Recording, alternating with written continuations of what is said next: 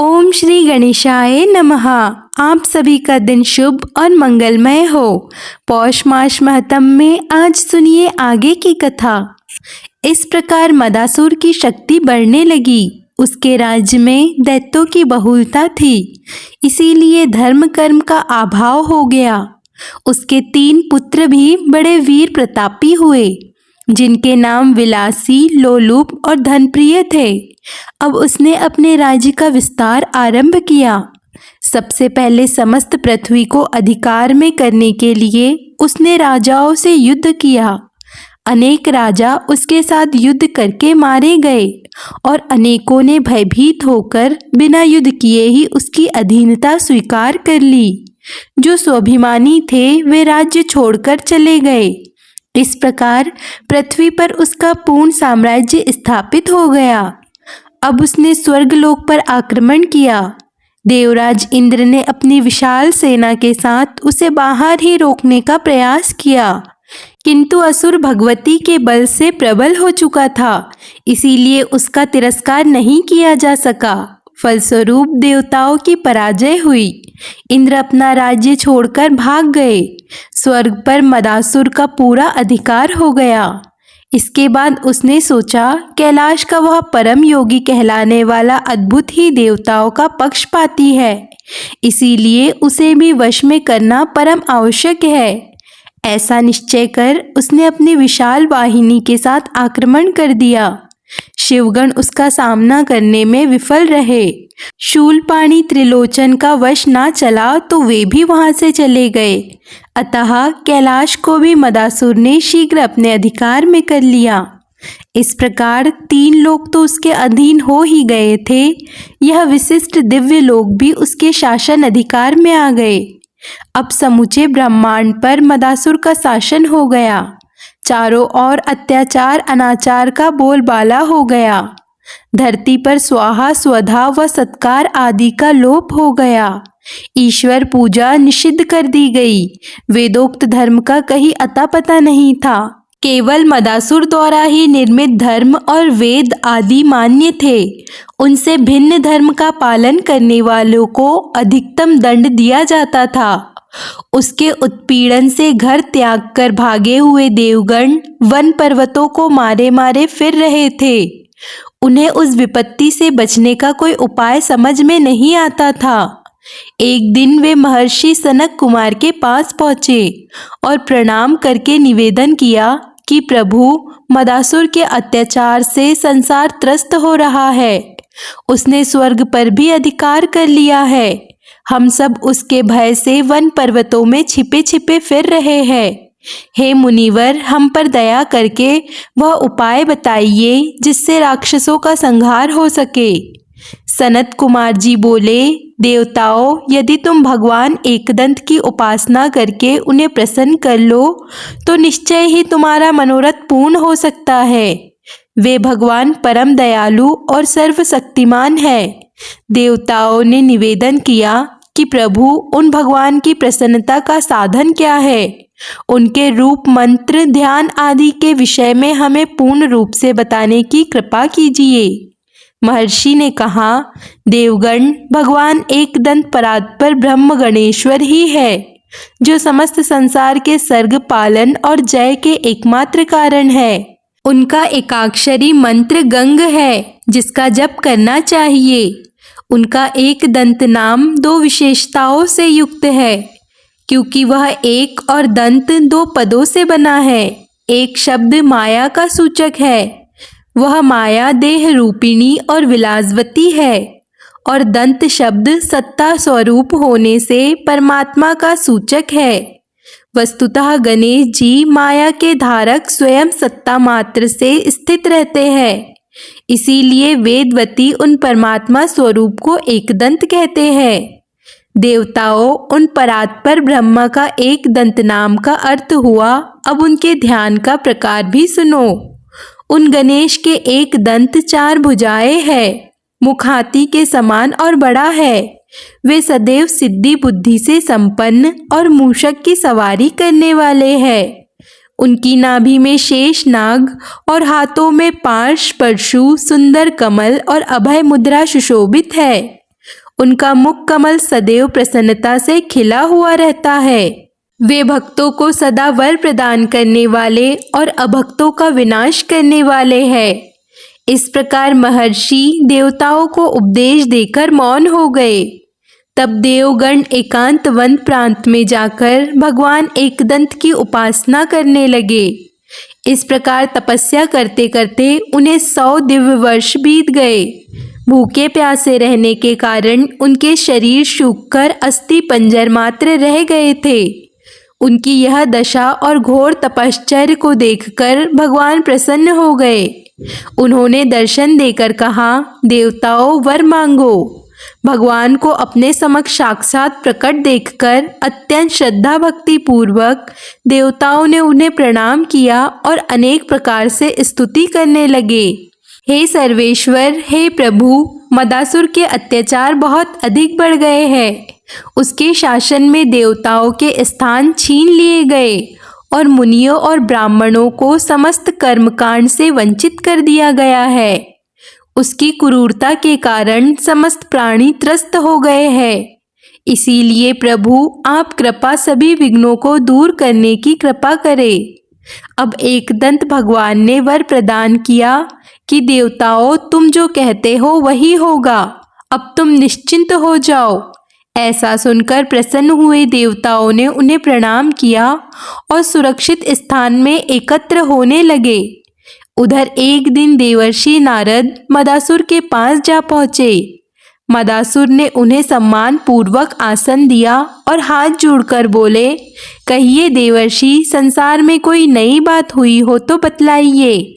नारद जी ने कहा, राजन, कोई विशेष बात तो नहीं है, केवल इतना ही कि देवताओं और ब्राह्मणों ने कठोर तपश्चर्या करके भगवान एकदंत को प्रसन्न कर लिया है, जिसके फलस्वरूप उन्हें तुम पर विजय प्राप्त करने का वरदान मिल गया है।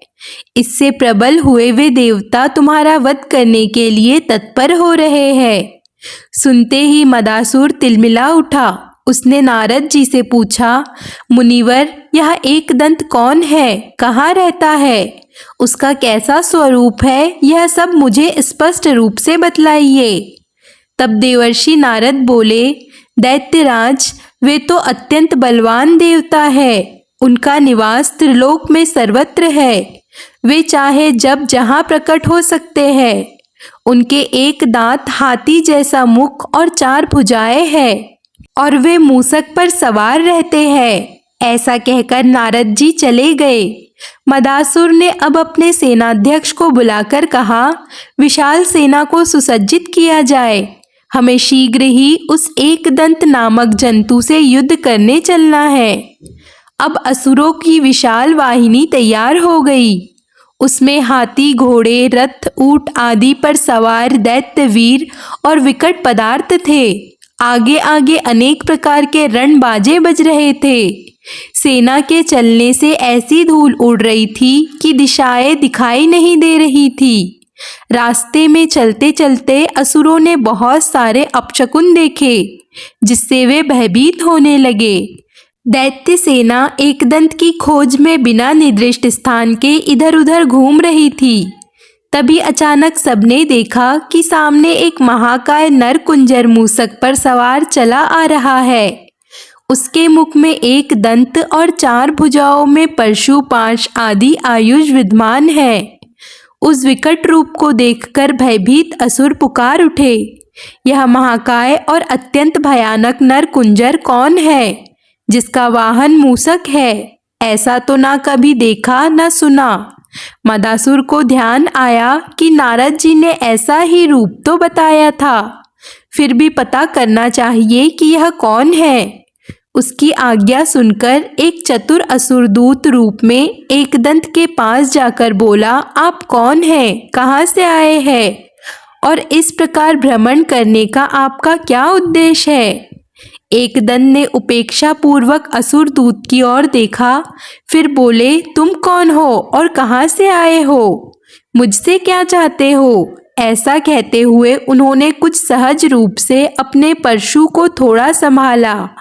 दूत इस भय से कि कहीं वह अपने परशु से प्रहार ही ना कर दे, पीछे हट गया और फिर हाथ जोड़कर प्रणाम करता हुआ बोला, प्रभु मैं तो दूत हूँ। हे नाथ, मुझे त्रिलोकीनाथ मदासुर ने आपकी सेवा में भेजा है। वे आपके अद्भुत और अपूर्व रूप को देखकर विस्मित हो रहे हैं। वे सारी बातें जानना चाहते हैं, इसीलिए कृपा कर उनकी शंका का निवारण कीजिए। भगवान एकदंत उसे भयभीत देखकर हंसे, फिर उसे आश्वासन सा करते हुए बोले, असुर दूत, मैं अपने ही आनंद में निवास करता हूँ।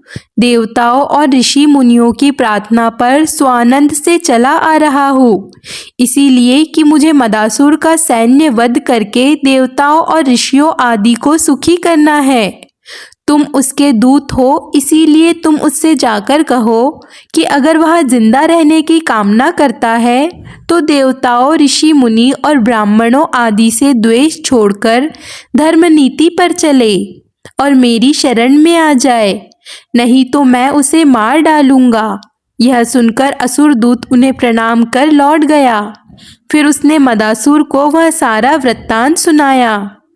दैत्यराज समझ गया कि यह वही है जिसके द्वारा देवता आदि को वर प्राप्त होने की बात नारद जी ने कही थी। उसने सोचा, कैसा भी महाकाय और वीर क्यों ना हो, मैं इसका वध करने में पूरी तरह समर्थ हूँ। ऐसा विचार कर उसने अपनी सेना को युद्ध का आदेश दिया और खुद एकदंत के समक्ष पहुंचकर बोला, अरे महाकाय जंतु, तू मेरे पराक्रम को नहीं जानता। मैं अभी तुझे धाराशायी किए देता हूँ, देख मेरा रण कौशल्य। ऐसा कहकर उसने एक तीखा बाण लेकर धनुष पर चढ़ाया। वह बाण छूटने से पहले ही एकदंत की ओर खींचा चला गया और उनके चरणों में जा पड़ा। मदासुर ने आश्चर्यपूर्वक बाण लिया, किंतु उसके चलाने से पहले ही उसके वक्ष स्थल में तीव्र परशु प्रविष्ट हो गया। वहां से रक्त की धारा बह चली और वह असुर धरती पर गिरकर मूर्छित हो गया, किंतु वह मरा नहीं। कुछ ही देर में उसे होश भी आ गया। फिर उसने अपने वक्ष पर प्रहार करने वाले परशु को हाथ में उठाकर देखा, किंतु तभी वह उसके हाथ से छूटकर भगवान एकदंत के कर कमल में जा पहुंचा। इससे उसे बड़ा ही आश्चर्य हुआ। अब वह सोचने लगा कि ऐसा क्यों हुआ, क्या इसमें किसी अद्भुत शक्ति का चमत्कार है? क्या यह एकदंत ही सर्वेश्वर, सर्वा और सर्वसमर्थ परात्पर ब्रह्म है?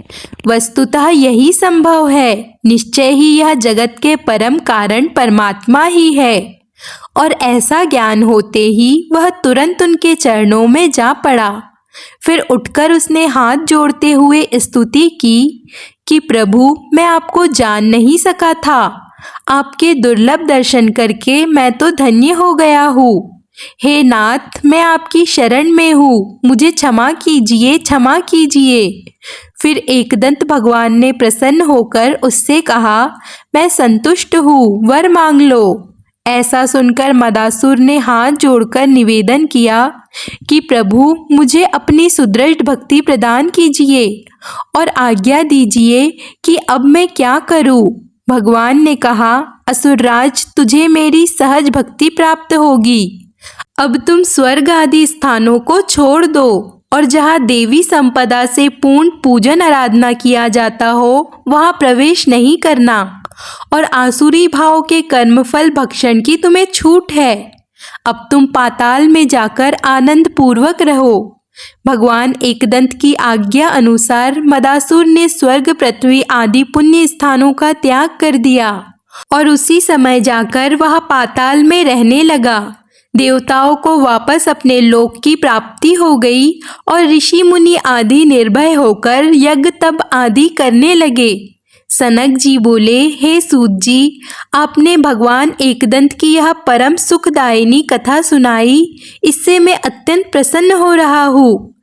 हे प्रभु, इन भगवान के जो अन्य चरित्र हो वह भी मुझे बताने की कृपा करे, क्योंकि ऐसी कथाएं कहने में तो केवल आप ही समर्थ है।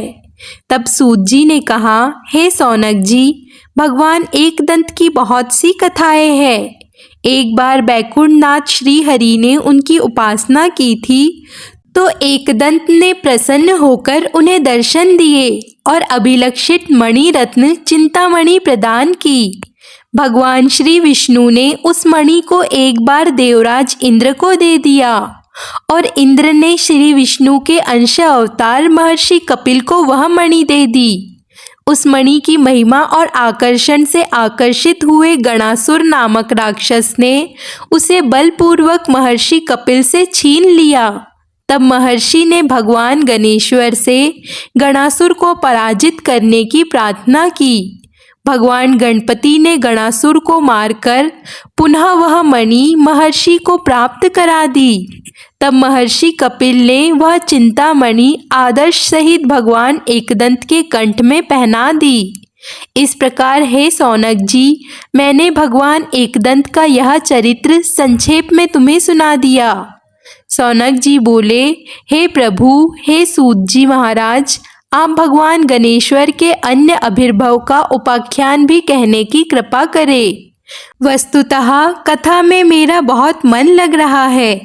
तब श्री सूत जी महाराज बोले, हे सौनक जी, तुम्हारी अत्यंत प्रीति देखकर अब मैं गणेश जी के महोदर अवतार की कथा कहता हूँ, ध्यान पूर्वक सुनो। सौनक जी, महोदर नाम से विख्यात गणेश जी का अवतार ज्ञान ब्रह्म का प्रकाशन करने वाला है। उन मूसक वाहन को महासुर के वध करने वाला कहा जाता है। प्राचीन समय की बात है, तारक नाम का एक महाभयंकर और प्रबल पराक्रमी दैत्य हुआ था। उसने ब्रह्मा जी को प्रसन्न करने के लिए घोर तपस्या की थी। उसकी तपस्या से प्रसन्न हुए ब्रह्मा जी ने प्रकट होकर कहा, वत्स, अभिष्ट वर मांगो। उसने प्रणाम कर निवेदन किया कि प्रभु, तीनों लोकों का अधिपति हो जाऊं और किसी से भी पराजित ना हो। यह सुनकर ब्रह्मा जी ने कह दिया कि तथास्तु, ऐसा ही हो। अब तो उस दैत्य ने अपनी विस्तारवादी नीति अपनाई। धरती, स्वर्ग और पाताल का कोई भी ऐसा भाग नहीं छोड़ा जहाँ स्वाधीनता रही हो। समस्त जन जीवन त्रस्त हो उठा और देवता, ऋषि मुनि और सज्जन वृंद पीड़ित हो उठे। धर्म कर्म समाप्त हो गया। देवता उस असुर के भय से दुर्गम अरण्य आदि स्थानों में छिपे छिपे फिर रहे थे। मुनि और ब्राह्मणों की भी यज्ञ आदि कर्म छिपकर ही कर रहे थे। एक बार उन्होंने विचार किया कि भगवान शंकर को इस विपत्ति से बचाने के लिए जगाना चाहिए। बहुत जप तप, होम, ध्यान, भजन, कीर्तन आदि करने पर भी उनकी उपासना का कोई फल नहीं निकला, क्योंकि भगवान शंकर उस समय समाधि में लीन थे। इसीलिए वे देवताओं और मुनियों की आराधना की ओर ध्यान नहीं दे सके। साधना के सफल न होने की अवस्था में देवताओं आदि ने भगवती की आराधना की तो उन्होंने अत्यंत रूपवती भीलनी का वेश बनाया और उस समय उनकी किशोरावस्था और मनमोहक लावण्य था।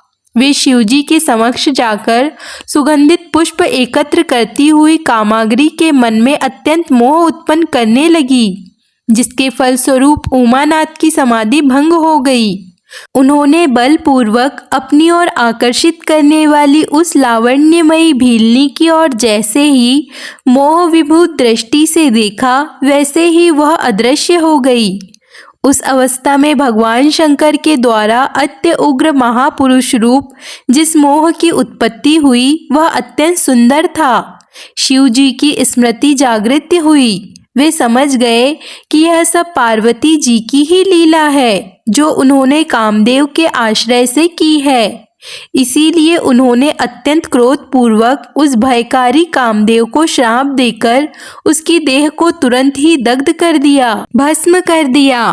कामदेव अत्यंत व्याकुल हुआ। शरीर के दग्ध होने पर वह श्राप मुक्त होने का उपाय सोचने लगा। फिर वह निश्चल भाव से महोदर की आराधना करने लगा। उसकी तपस्या से महोदर प्रकट होते हुए बोले कि कामदेव, वर मांगो। कामदेव ने भगवान महोदर को अपने सामने देखा तो तुरंत उनके चरणों में गिर गया और फिर हाथ जोड़कर गदगद कंठ से उनका स्तवन करता हुआ बोला कि प्रभु, मुझे भगवान शंकर ने शापित कर दिया है। जिससे मैं दग्ध हो गया हूँ। कृपा कर आप मुझे निरोग प्रदान कीजिए, जिससे मेरा कष्ट दूर हो जाए। महोदर ने उससे कहा कि वत्स, शिवजी के शाप को अन्यथा करना तो असंभव है, फिर भी मैं तुम्हारे सुख के लिए अन्य शरीर प्राप्त करा सकता हूँ। तुम वहाँ आनंद पूर्वक रह सकते हो। हे कामदेव, हे महामते, तुम योना स्त्री, सुवासित पुष्प, मधुर गायन, मरकंद रस और पक्षियों के मधुर कलरव में निवास करो। उद्यान, वसंत ऋतु और चंदन आदि में भी तुम्हारे निवास स्थान है। विषय व्यक्तियों और संगति, मंद पवन, सुंदर घर, नवीन वस्त्र, आभूषण, यह सब मैंने तुम्हारे शरीर रूप में रच दिए हैं। तुम इन शरीरों से युक्त होकर पूर्ववत ही शंकर आदि देवताओं पर विजय प्राप्त कर लोगे। इस प्रकार तुम्हारे मनोभूत और स्मृतिभूत नाम होंगे। कामदेव ने हाथ जोड़कर निवेदन किया कि प्रभु, यह सब तो अव्यक्त शरीर हुए, किंतु व्यक्त शरीर की प्राप्ति का भी कुछ उपाय बताने की कृपा करे। महोदर बोले, अच्छा, अनक तू द्वापर युग में व्यक्त शरीर को भी प्राप्त कर लेगा। द्वापर युग में परमात्मा श्री कृष्ण का पृथ्वी पर अवतार होगा, तब तुम उनके पुत्र प्रद्युम्न हो जाओगे। यह सुनकर कामदेव प्रसन्न हो गया। उसने महोदर भगवान को प्रणाम किया और उनकी परिक्रमा कर फिर से स्तुति करने लगा। इसके बाद भगवान महोदर अंतर्ध्यान हो गए। इधर शिवपुत्र षडानंद ने भी भगवान गणेश्वर की उपासना की थी। उन्होंने अत्यंत प्रसन्न होकर शिवपुत्र षडानंद को दर्शन दिए और कहा कि वत्स, वर मांग लो। स्वामी कार्तिकेय जी बोले, प्रभु, मुझे आपकी कृपा के अलावा और क्या चाहिए? मुझे तो बस आप अपनी भक्ति प्रदान कीजिए। गणेश्वर बोले, वत्स, मेरी अनन्य भक्ति तो रहेगी ही। मैं तुम्हें एक वर और देता हूँ कि तुम अत्यंत दुरात तारकासुर के संहार में भी समर्थ हो जाओगे। ऐसा वर देकर भगवान गणाध्यक्ष वही अंतर्ध्यान हो गए। उधर कुमार कार्तिकेय जी अपने घर को पधारे। श्री सूत जी बोले, शौनक जी, ऐसे अनेक अनेक अद्भुत चरित्र है उन देवादिदेव महोदर गणेश्वर के, जिन्हें सुनकर भक्तों को परम आनंद की और अभक्तों को भय की प्राप्ति होती है। शौनक जी ने जिज्ञासा की कि प्रभु, फिर क्या हुआ? भगवान, क्या वह त्रिलोक विजय तारकासुर कुमार कार्तिकेय के द्वारा मारा गया या फिर किसी अन्य के द्वारा? सूत जी ने कहा, महोदर, भगवान ने कार्तिकेय को ही उसे मारने का वर दिया था, तो वह अन्य किसी के द्वारा कैसे मारा जाता? जब देवताओं को ज्ञात हुआ कि भगवान गणेश्वर ने कुमार कार्तिकेय को वर प्रदान किया है, तो सब एकत्र होकर उनके पास पहुँचे और तारकासुर को मारने की प्रार्थना करने लगे। तब कुमार ने शिव शिवा की आज्ञा ली और शिवगणों की सेना के साथ रण मैदान में आ डटे। दोनों ओर की सेनाएं भीषण संग्राम करने लगी थी और दोनों पक्ष अपनी अपनी विजय के लिए भयंकर प्रयत्न करने लगे थे। अंत में कुमार की सेना प्रबल सिद्ध हुई और कुमार के हाथों से तारकासुर का वध हो गया, जिससे देवगण प्रबल हो गए और उन्होंने तुरंत ही स्वर्ग पर राज्य अधिकार कर लिया। सोनक जी ने कहा कि हे सूत जी, भगवान शंकर के मोहित होने से जिन महान पुरुष मोह की उत्पत्ति हुई थी, उनकी कथा तो वहीं रह गई। प्रभु, उन पुरुष ने कब क्या किया, यह भी बताइए। सूत जी बोले, सौनक जी, वह भगवान भास्कर की कृपा से बहुत प्रबल असुर हुआ था। उसे दैत्य गुरु ने अपना शिष्य बनाया था और सूर्य की उपासना का आदेश दिया। उसने एकांत आरण्य प्रांत में जाकर निराहार रहते हुए 1000 दिव्य वर्ष तक कठिन तपस्या की। उसका घोर तप देखकर भगवान सूर्य को उस पर कृपा करनी पड़ी। उन्होंने संतुष्ट होकर दर्शन दिए और वर मांगने को कहा। मोहासुर ने उनके चरणों में प्रणाम कर पूजन किया, फिर स्तुति करके निवेदन किया कि प्रभु, मुझे सर्वत्र विजय प्राप्त हो और मैं त्रिलोकी का अधीश्वर बन जाऊं, साथ ही मुझे कोई रोग ना हो। भगवान भास्कर ने तथा अस्तु कहकर अंतर्ध्यान हो गए। मोहासुर अत्यंत प्रसन्न होकर घर लौटा और शुक्राचार्य को वर मिलने की बात सुनाई। तब उन्होंने उस असुर राज को दैत्यराज के पद पर अभिषिक्त कर दिया। फिर दैत्य प्रवर प्रमदासुर ने अपनी पुत्री मदिरा का उसके साथ विवाह कर दिया। इसके बाद उसने दिग्विजय के लिए प्रस्थान किया।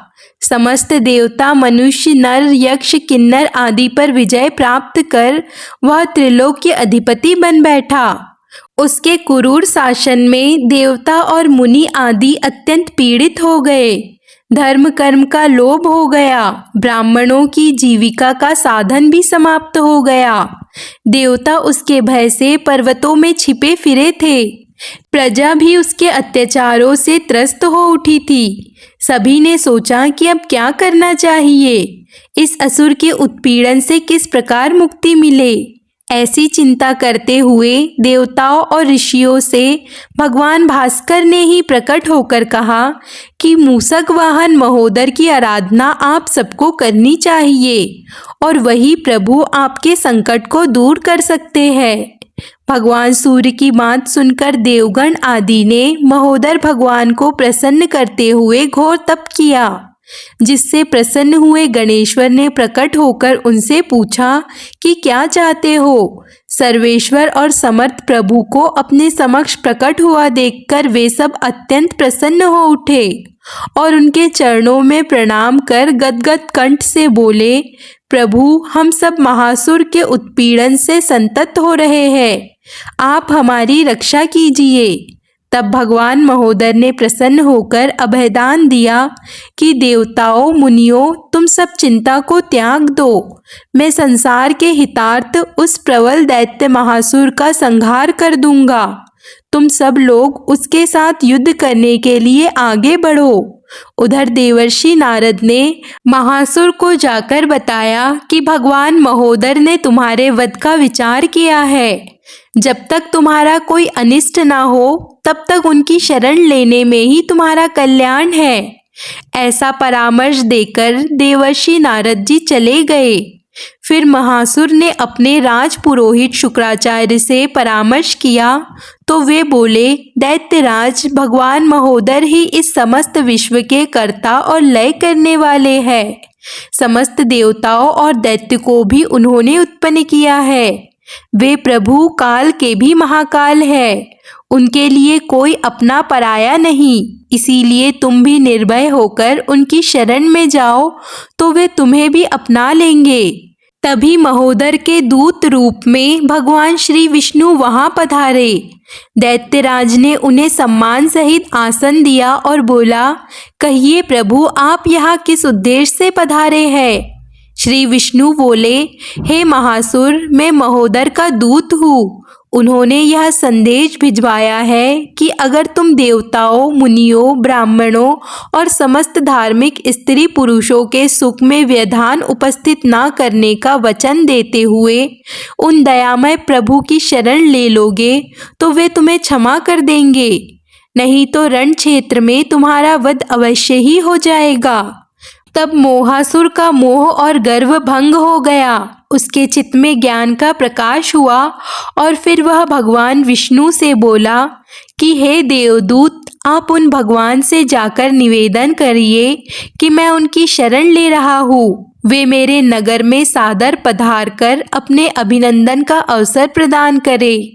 तब भगवान विष्णु ने साधु साधु कहकर उसकी प्रशंसा की और महोदर के पास वापस लौट गए।